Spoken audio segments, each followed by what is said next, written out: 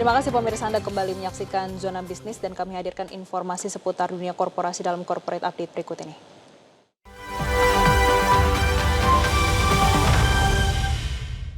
Pemirsa, berdasarkan data dari Badan Pusat Statistik, sektor transportasi dan pergudangan tumbuh 8,62% pada kuartal 3 tahun 2025, didorong ekspor, industri, dan pertanian.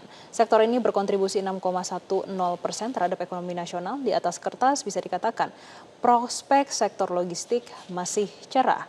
Dan pemirsa, saat ini kami akan mengajak Anda untuk berdialog dengan Bapak Ivan Kamajaya selaku CEO dari Kamajaya Logistik. Selamat pagi Pak, terima kasih atas waktunya Pak. Di tengah hujan, di tengah banjir, tapi tetap bisa datang ke sini. Bapak, kita melihat bagaimana laporan dari BPS dan juga prospek untuk tahun 2026. Untuk evaluasi di tahun 2025 seperti apa kinerjanya? Baik, terima kasih Bu. Jadi memang ini transportasi dan logistik ini sangat menarik ya, karena semua produk pasti membutuhkannya. Nah, terkait 2025, jadi untuk Indonesia sendiri itu sektor ini mengalami pertumbuhan sekitar 8-12% lah gitu ya. Jadi ini tergantung sebetulnya, tapi sektor yang mana nih ya, karena sebetulnya mix, artinya ada yang memang bertumbuh namun ada juga yang agak tertekan. Nah, beberapa sektor yang bertumbuh itu yang kami lihat adalah misalnya dari sisi e-commerce, ya, kemudian telco itu mengalami pertumbuhan yang cukup baik.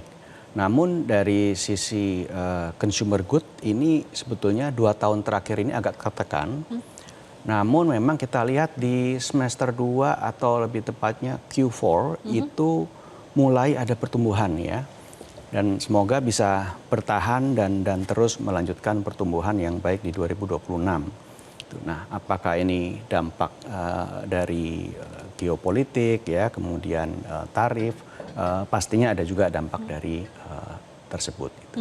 Untuk sepanjang tahun 2025, ini kan menuju tahun 2026 tentunya melihat apa yang terjadi di 2025 ya Pak. Di 2025 ada aksi korporasi tersendiri kah yang dilakukan untuk mempersiapkan pertumbuhan di tahun 2026?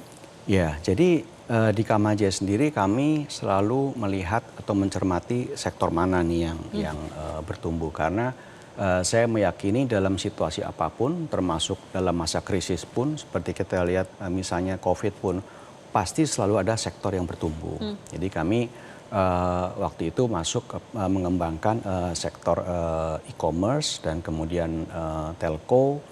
Nah, itu berkembang cukup baik. Untuk e-commerce dan telco, untuk tahun 2026 memang pertumbuhannya akan sesignifikan apa Pak? Nah, untuk e-commerce waktu itu kan COVID meningkat 3-4 kali lipat. Kemudian sempat ada penurunan post-COVID. Ya, namun saya melihat 2024 ke 2025 itu mulai ada pertumbuhan. Dan ini akan berlanjut di 2026, ya, khususnya e-commerce. Ya, prospeknya masih sangat baik. Ya, kemudian telco pun demikian, karena saya lihat untuk proyek-proyek pemasangan BTS 5G network ini masih terus bertumbuh.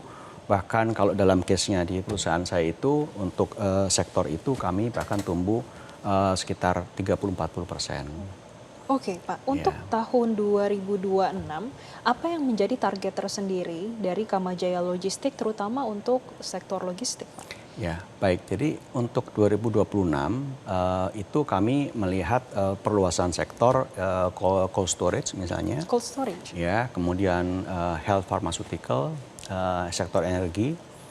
Nah, kemudian juga sebetulnya kami melihat peluang dari third party logistik atau disingkat 3PL ini masih sangat besar ya, karena di Indonesia ini jauh lebih banyak perusahaan yang masih memilih untuk mengoperasikan warehousing dan transportnya sendiri ya, versus mengoutsource ke 3PL. Nah, padahal beberapa benefit dari 3PL ini, contohnya ada klien saya yang memiliki warehouse besar 20.000 meter persegi. Nah, pada saat kami lakukan analisa bersama, itu sepanjang tahun itu utilisasinya sebetulnya hanya 60%. Artinya ada 8.000 meter persegi yang tidak terutilisasi. Nah, ini kan sebetulnya hidden cost. Nah, pada saat kami mengoperate itu mereka bisa dalam case-nya klien saya kemudian menjual warehouse-nya, kemudian let's say dapat 50M, kemudian dia gunakan untuk ekspansi bisnis produksi. Nah, sedangkan untuk biaya logistiknya itu sebetulnya merubah dari fixed cost menjadi variable cost.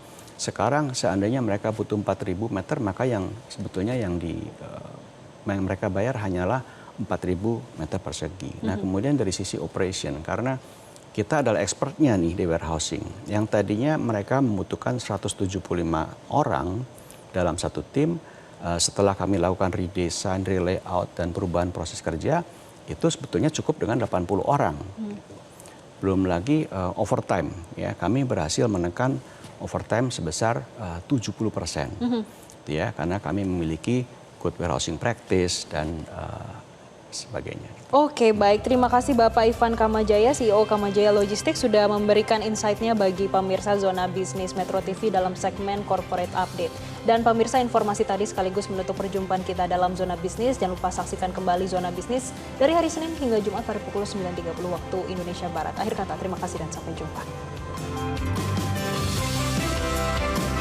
Jelajahi cara baru mendapatkan informasi. Download Metro TV Extend sekarang.